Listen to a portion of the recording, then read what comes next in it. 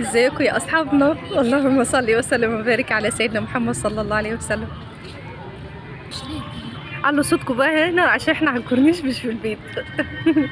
ازيكم يا اصحابنا؟ عاملين ايه؟ يا رب تكونوا كلكم بخير. احنا لسه مخلصين حلقة القرآن وقلنا ايه، خشوا الفراشة دي. اطلع اقعدهم شوية على الكورنيش يتهووا شوية. وجبنا معانا شاورما احنا عاملينها في البيت، قطعتها كده اللي هي القطعة كده زي ما بره، بس احنا بقى عاملينها ايه عشان نكتر الفراخ شويه، عاملينها بالخضار، حشينا بالخضار والبطاطس كمان. جبنا المقرمشات اللي هي بتتباع في المحمصه وفي المخابز الفينو برضو. سلم على اصحابك يا ادم، مشغولين بالاكل، هما جايين من بعد القران جعانين خالص هما الاثنين. حبيبه سلمي على اصحابك. ايه رايكم في المنظر الجميل ده يا اصحابنا؟ بصوا، بس انا قاعده ايه هنا في حته هنا هاديه شويه، فرشنا كده وقعدنا كده مع بعضينا شويه. تقولوا لاصحابك اتفضلي. اتفضلوا يا اصحابنا. ايه يا عيال مالكم؟ انتوا واكلين سد الحنك ولا ايه؟ ما تخافيش، دي فراشه طارت خلاص، عايزه تاكل معاكم. بصوا يا اصحابنا، ده اللي هي فيها الخضار، فيها فلفل وحاطه لهم خيار مخلل، وفي حاجات الحته اللي هي زي دي اللي زي عند حبيبه ديت انا عاملاها لها من غير خضار، عشان هي مش بتحب خالص اللي فيها الخضار، بتغلبني تحوش كل حاجه منها. حلوه يا حبيبه، انا حيشالها هي اللي من غير خضار، لكن احنا بتاعتنا احنا حاطين فيها اللي الخضار اللي هو الفلفل الرومي، ومش برضه احط فلفل حراق. طيب بالهنا والشفا كل بس. طيب الهبل ده، حوش من على المفرش ايه، وحوش وامسح اهو بالمناديل دي، ما تحطش على المفرش عشان ما يبقعش تاني. والمقرمشات دي بصراحه احنا بنحبها، هو ايوه كترها غلط بس بنحبها خالص. بصوا جميله. بعد ما تاكل بقى هتعمل ايه يا ادم؟ قول لاصحابك. هلعب سكيت.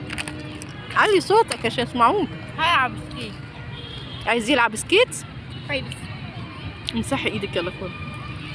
المشكله ان الاستاذ ادم بيلعب سكيت وحبيبه بتزعل، هي ما بتعرفش تلعب السكيت كويس. يا جماعه اكتبوا لنا في التعليقات اللي ما تفرقش ما بيننا، عشان هو بيركب سكيت وانا ما بركبش سكيت خالص. انا مش بفرق ما بينهم والله يا اصحابنا، بس هو ادم بيعرف بين البنت وبين الولد كده. انا بفرق بين البنت وبين الولد. كتر خيرك يا بنياتي.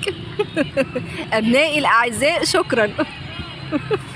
انا ادم بيعرف يلعب شويه السكيت، ماشي يا اصحابنا. يا ماما لعبيني زيه عشان اتعلم كويس. ما انت لا، هو ما شاء الله عرف يتعلم وعلم نفسه شويه، لكن حبيبه يا اصحابنا مش عارفه تلعبه، فبتروح واقعه زي شوال البصل. الفلوس اللي بندفعها والوقت اللي بتاعها بيضيع على الفاضي والله. بتقعد تجري كده وتجري كده وفي الاخر بتقع، ما بتعرفش يا عيني، بخاف ان هي تتعور. هي ما بتجريش كده اساسا، هي ما بتعرفش تجري اهو، زي ما ادم بيقول افرد ظهرك لفوق يا ادم، حتى عشان وانت بتاكل معدتك ما تتعبكش. يا جماعه ده يعتبر ما ركبتش غير مره ولا مرتين. فانا بقول لها ايه، طب نلعب حاجه تانية احسن، مثلا نشوف لو ولو ان والله بيأجروا العجل تحت بيبقى غالي جدا، بيضحكوا على الناس وهي عندها عجله في البيت. كلي الاول، طيب كلي الاول. قلتوا بسم الله، سميتوا الله الاول في الاكل. العجل سيبيني في حالي العب سكيت.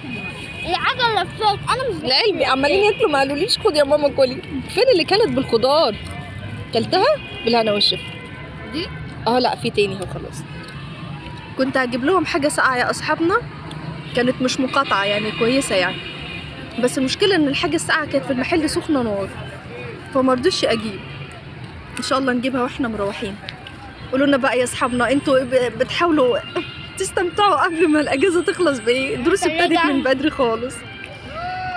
انا قلت اخرجهم شويه قبل ما ايه يعني نتزحم في كمان الدراسه والمدارس.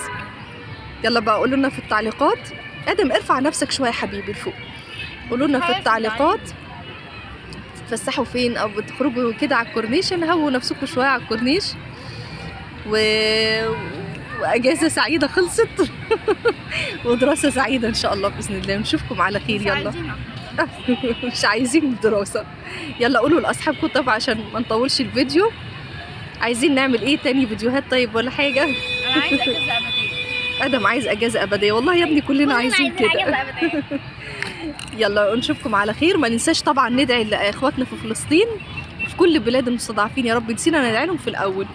ربنا ينصرهم يا رب ويثبت أقدامهم ويطعمهم كلهم من جوع يا رب ويأمنهم من خوف. نشوفكم على خير يا رب يا أصحابنا ودايما بخير على طول. يلا نقول أصحابنا السلام عليكم. السلام عليكم ورحمة الله وبركاته.